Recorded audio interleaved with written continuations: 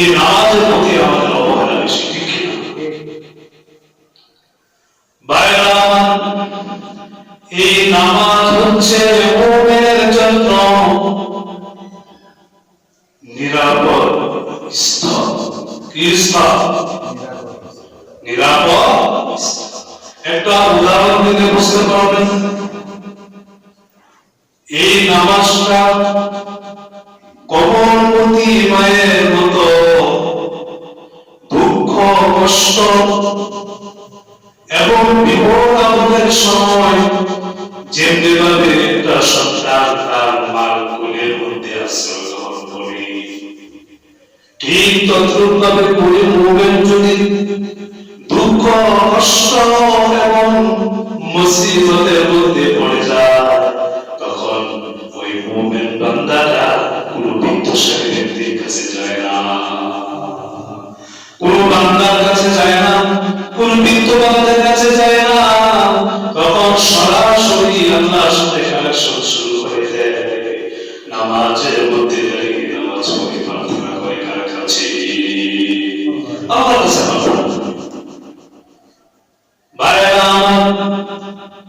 একটা মায়ের এতিম অসহায় এবং আদরের সন্তান যেমনি ভাবে কোন বড় পেলে বা ভোগা লাগলে বিপাসিত লাগলে কেউ মায়ের দিলে মার দিকে দৌড়িয়ে যায়, মার কাছে দৌড়ে গিয়ে মা আঁচল ধরে এই কথা ভাবে এটাই আমার নিরাপদ স্থান, আমাকে আর কেউ কোনো কিছু করতে পারবে না।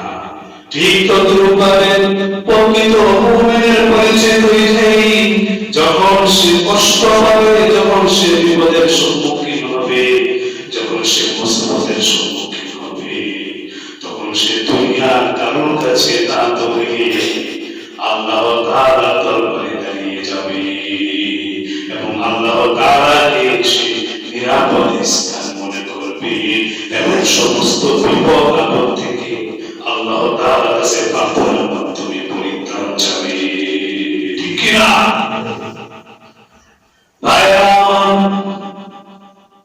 কঠিন থেকে কঠিন বিপদের সময়, মুসিবতের সময়, পেরেশানির সময় একজন মুমিনের জন্য করণীয় হচ্ছে সে মহান রব্বুল আলামিনের দরবারে দাঁড়িয়ে যাবে এবং তার মুসিবত এবং পেরেশানি কঠিন বিপদগুলো দূরীভূত না হওয়া পর্যন্ত আল্লাহ তাআলার দরবারে দাঁড়িয়ে থাকবে, সালাত আদায় করবে, আল্লাহর কাছে প্রার্থনা করবে।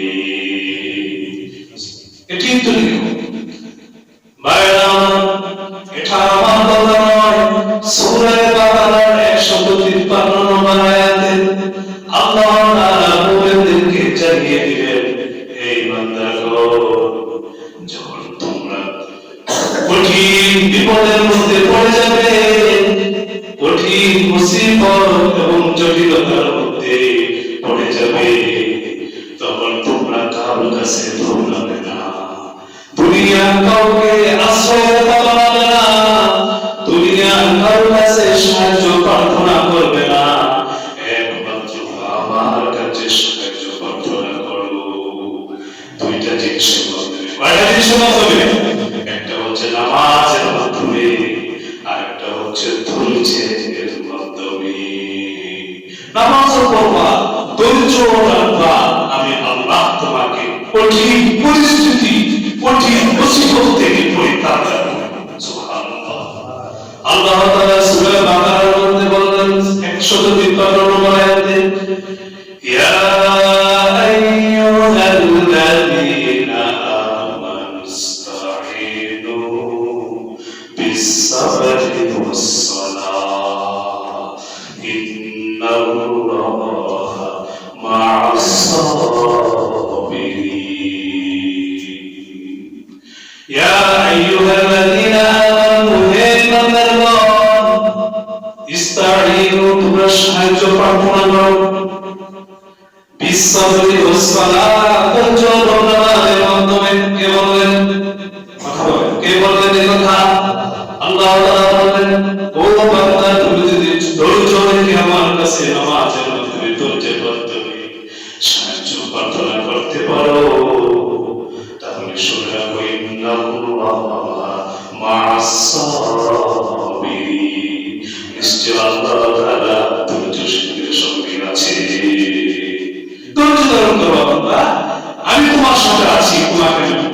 সুবহানাল্লাহ। এখন আমরা আল্লাহর কাছে দোয়া করি, কারো দোয়া তৎক্ষণাৎ কবুল হয়, কারো দোয়া তৎক্ষণাৎ কবুল হয় না। এটা আমাদের কোয়ালিটির ভিন্নতা, ঠিক কি না? আপনি নামাজ পড়েন না, আমরা আপনার নামের সামনে তাহাজ্জুদ নাই, নফল নাই, কিছু নাই, আপনি দোয়া করেন কেন কবুল করে বলেন না? যারা বুজুর্গ মুস্তাজাব দাওয়া, যারা আল্লাহর সাথে কানেকশন বেশি, তাহাজ্জুদের সময়ে যখন মানুষ শীতের মধ্যে উঠতে চায় না, কম্বল খুলে দিয়ে ঘুমিয়ে থাকে, তখন আমার প্রিয় বান্দারা কম্বল এবং বিছানা পরিত্যাগ করে আল্লাহ তাআলার কাছে দাঁড়িয়ে যায়, আল্লাহ তাআলার সামনে দাঁড়িয়ে সালাত আদায় করে আল্লাহ তাআলার কাছে নিজের সকল কাকুতি ব্যক্ত করে ওই বান্দাটা যখন আল্লাহর কাছে দোয়া করতে দেরি, আল্লাহ কবুল করতে মুহূর্ত দেরি করবে না, ঠিক কি না? কাফের মুশরিকদের তরফ থেকে বিশ্বনবী সাল্লাল্লাহু আলাইহি ওয়াসাল্লামকে যখন কাফের মুশরিকরা অত্যাচার করত, কথার মাধ্যমে অত্যাচার করত এবং কষ্ট দিত, তখন আল্লাহ তাআলা বিশ্বনবী সাল্লাল্লাহু আলাইহি ওয়াসাল্লামকে সালাতের মাধ্যমে, কিসের মাধ্যমে? নামাজের মাধ্যমে সান্ত্বনা দিয়েছেন, ও নবী আপনি তাদের কথায় কোনো ভ্রুক্ষেপ করবেন না, আপনি কাফের মুশরিকদের কথাবার্তায় কোনো কষ্ট নেবেন না, কোনো যন্ত্রণা নেবেন না, আপনি সালাত আদায় করুন, আমি মুহূর্তের মধ্যে আপনার সমস্ত কষ্ট আর যাতনাগুলো দূরীভূত করে দিব। সুবহানাল্লাহ। আল্লাহ তাআলা বলেন, وَقَدْ نَعْلَمُ أَنَّكَ يَضِيقُ صَدْرُكَ بِمَا يَقُولُونَ فَسَبِّحْ بِحَمْدِ رَبِّكَ وَكُن مِّنَ السَّاجِدِينَ। আল্লাহ তাআলা বিশ্বনবীকে সান্ত্বনা দিলেন, ও নবী ওয়ালাকাদ না'লাম, অবশ্যই অবশ্যই আমি জানি, আন্নাকা ইয়াদিকু সাদরুকা বিমা ইয়াকুলুন, কাফেরদের কথায় আপনার অন্তর সংকুচিত হয়, আপনার অন্তর সংকুচিত হয়ে যায়, ব্যথিত হয় কাফেরদের কথায়, তারা বিভিন্ন ধরনের মন্তব্য করে, মুহাম্মদ পাগল, ঠিক না? পাগল বলে সম্বোধিত করে, অনেক কষ্ট দিয়েছে কথাবার্তা করতে। আমি একটা কথা বলি, একটা কবি বলেছেন একটা কথা, যারা সিনানি লাহা ইখতিয়া ওয়ালা ইয়ালতাবু মা জালাল লিসান। একটা কবি বলছেন যে যদি কোনো ব্যক্তিকে আপনার অস্ত্রের মাধ্যমে জখম করা হয়, তাহলে ওই জখম আরো কল্যাণ করার মলম আছে, কি আছে? মলম আছে। কিন্তু জবান দ্বারা যদি কাউকে অন্তরের মধ্যে আঘাত করা হয়, অন্তর জখম করা হয়, ওই জখম ভালো করার কোনো মলম নাই, ঠিক কি না? কোনো মলম নাই, কিন্তু একটা মলম আছে, যত বান্দা তুমি যতই কষ্ট পাবা, যতই দুঃখ পাবা, যদি তোমার অস্থিরতা লাগে, তুমি ডাক্তারের কাছে দৌড়াও, বান্দা নামাজের মধ্যে প্রশান্তি, নামাজের মধ্যে শান্তি, উত্তমভাবে ওযু করে নামাজে দাঁড়িয়ে যাও এবং কষ্ট দুঃখ আমার কাছে শেয়ার করো, আমি তোমার অন্তরে প্রশান্তি দান করব। সুবহানাল্লাহ।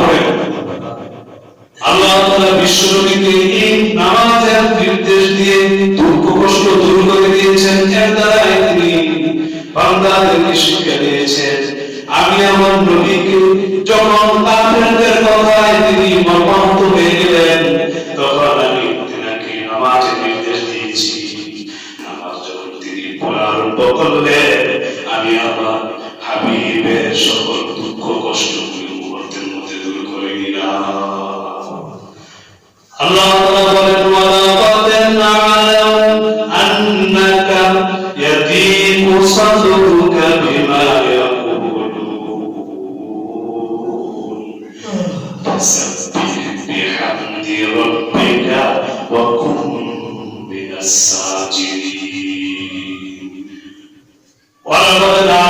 অবশ্যই জানি আপনাকে নিশ্চয় আমার অন্তর সংকুচিত হয় বিমায় করুন তাদের কথাবার্তার কারণে, আপনাদের কথাবার্তার কারণে তারা বিভিন্ন মন্তব্য করে, আপনাকে গালি দেয়, আপনাকে পাগল বলে, আপনাকে জ্যোতিষী বলে, এগুলো বলে আপনাকে কষ্ট দেয়।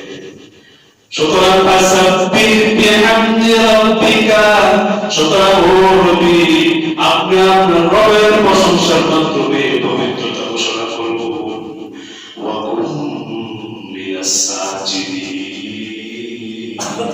এবং আপনি সেজদাকারীদের অন্তর্ভুক্ত হয়ে যান।